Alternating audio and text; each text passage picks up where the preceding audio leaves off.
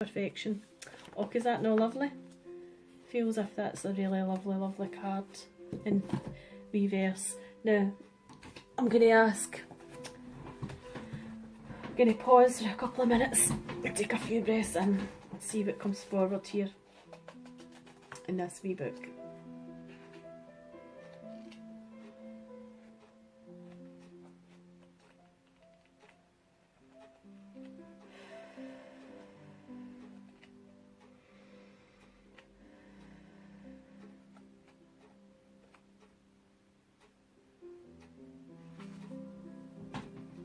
Oh, that's funny. I'd actually opened the page earlier on. I never told you this, but I'd linked in and chose a page earlier on. I was guided to a page, and I sat my books up, the 3 books, as I told you earlier on. I think I'd got a pile of books I was going to read from. They'll be here all night.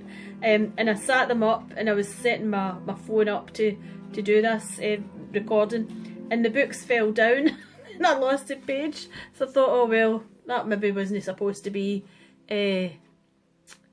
brought forward tonight.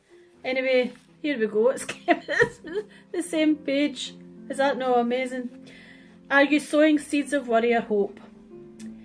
And this is from the Little Book of Daily Sunshine. Every time you worry, it's as though you are sowing, watering and nurturing seeds of worry until they become strong and vibrant worry plants. The same goes for any type of thought. The seeds we sow later reap through our experience of life. What's the answer? We can choose which seeds to water. No one can force you to water the worry seeds. If you don't like the way a thought makes you feel, then you probably don't want it to grow into a full-sized tree. So don't water it. Gently release it and let it go and move on to the next one. How about becoming a conscious chooser of which thoughts you want to sow and nurture? There you are. Is that not lovely? Right, we'll see if we'll get... See if anything comes out from this one, and it's Asking It Is Given.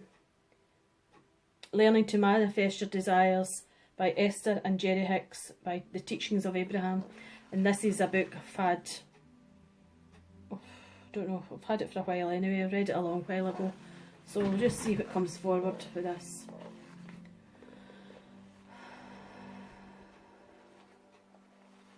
What do you want us to know?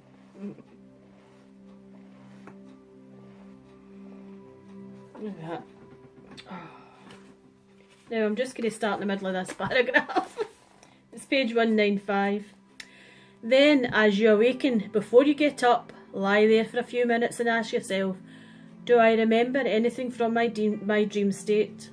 Although you may be able to recall different aspects of your dream state throughout the day, usually the best chance of recalling your dreams is when you first awaken. As you begin to recall one of your dreams, relax and try to remember how you felt during the dream sequence.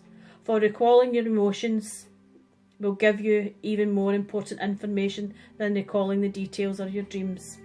You must give significant attention to any subject for it to become powerful enough to manifest in your experience. And quite a bit of attention must also be given to a subject before it will begin to show up in your dream state.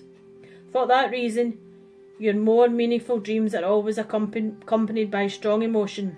The emotion may feel good or bad, but it will always be strong so that you will recognise the feeling. How did I feel as that was happening? If you have awakened from a very good feeling dream, you can be confident that your dominant thoughts surrounding that subject are pointed towards manifestations that you do want. When you awaken from a bad feeling dream, know that your dominant thoughts are in the process of attracting something you do not want. However, no matter where you stand in terms of what is manifesting in your experience, you can always make a new decision and change the manifestation to something that is even more pleasing. This is truly more fulfilling to consciously create increasingly satisfactory scenarios in your life experience than it is for you to create, by default, things that you really do not want. And then try to turn those around. Try to turn those around to things that you do want. For once something does manifest, then you will have all that observing of the unwanted thing to deal with, as well as a habit of thought that brought it about to begin with. I'll just leave that with you. That's page 195 for that one.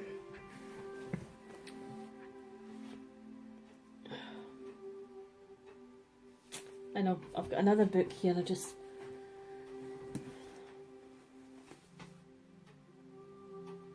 and it's Esther and Jerry Hicks. Again, this was one a long time ago. The Teachings of Abraham, the amazing power of deliberate intention, living the art of allowing. So we'll see. In fact, I've got a page that I've turned over here. I wonder what the significance of this is. I'm just going to read a wee small paragraph for this, and it's page 151.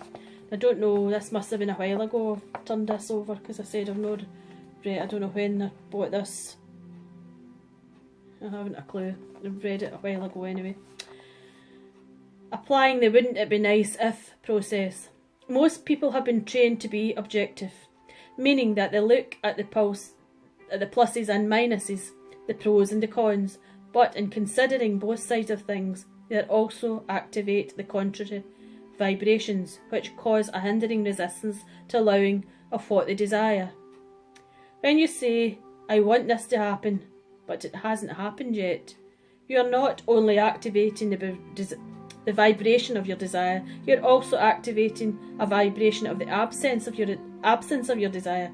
So nothing changes for you, and often, even when you do not speak the second part of the sentence and you only say, I want this to happen, there is an unspoken vibration within you that continues to hold you in a state of not allowing your desire.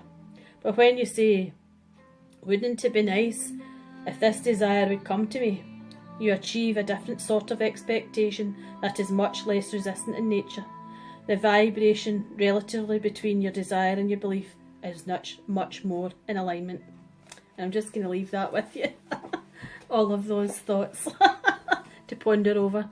And I just want to wish you the most magical week ever. And I'm hoping that 2017 is going to be just spectacular for you. And I'm surrounded by all these wee angels that this girl's made. They're just gorgeous. She was over to see me today. I just love them. I love them so much. Like, there's another wee one. Look at that. Look at that, how talented she is. And this one I've got on. Anyway, I wish you love and